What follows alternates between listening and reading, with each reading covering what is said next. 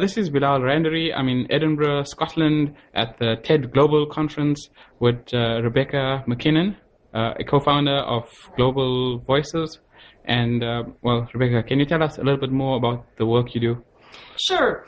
Well, since 2005, after I co-founded Global Voices with Ethan Zuckerman, I've become very concerned and interested in the question of how do we preserve free expression on the internet, and how do we ensure that the internet really serves the needs of the world's people and doesn't just reinforce existing power of existing governments and corporations. And I've also done a lot of work looking at Chinese internet censorship and surveillance, in particular in the role that companies play in that. And so I'm just finishing a book called Consent of the Networked that's looking at the struggle for internet freedom around the world and what some of the obstacles and opportunities are in that.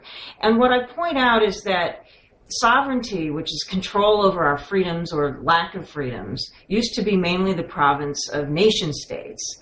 And now power is also exercised by a new layer of sovereignty that I call the sovereigns of cyberspace, which are a lot of these internet companies on which we depend increasingly for our communications, and which increasingly have power to enable us to perhaps change our political situation, that also can empower governments as well. And as we saw in the Arab Spring, digital platforms were very helpful to activists in Tunisia and Egypt and elsewhere.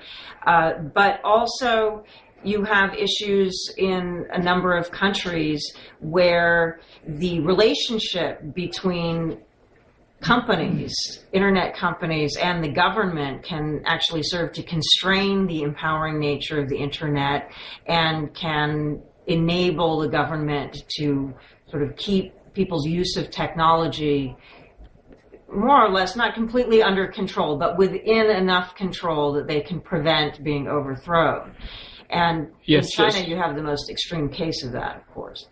Thanks. Just going back to Tunisia, you did mention during your TED talk that some form of censorship has, come back in Tunisia, and the dilemma that exists now, as the fine line between censoring what people want, what's best for society, and how far that goes. In a case like Tunisia, where there was extreme censorship in the past, and it's opened up now. Going forward, how do you see this panning out? What's going to be the main issues to take in consideration? Yeah, well, this is the challenge, is that in democracies we have a lot of debate going on about what should be protected free speech and what goes too far and what is harmful. And in the Tunisian case, there have been some Facebook pages blocked and some other content blocked because actually a number of citizens felt that it was too violent and it was harmful to Tunisian democracy. But other people felt that, well, if you put into place these censorship mechanisms, they're going to get abused at the first opportunity.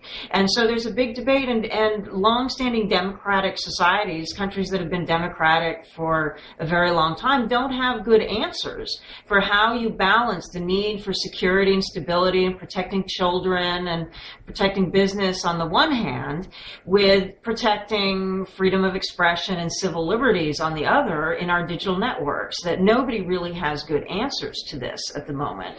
And part of the issue, I think, revolves around making that relationship between companies and governments and making the mechanisms for deciding what gets blocked or how surveillance for law enforcement might work. That needs to be as transparent and accountable as possible if there are going to be these mechanisms.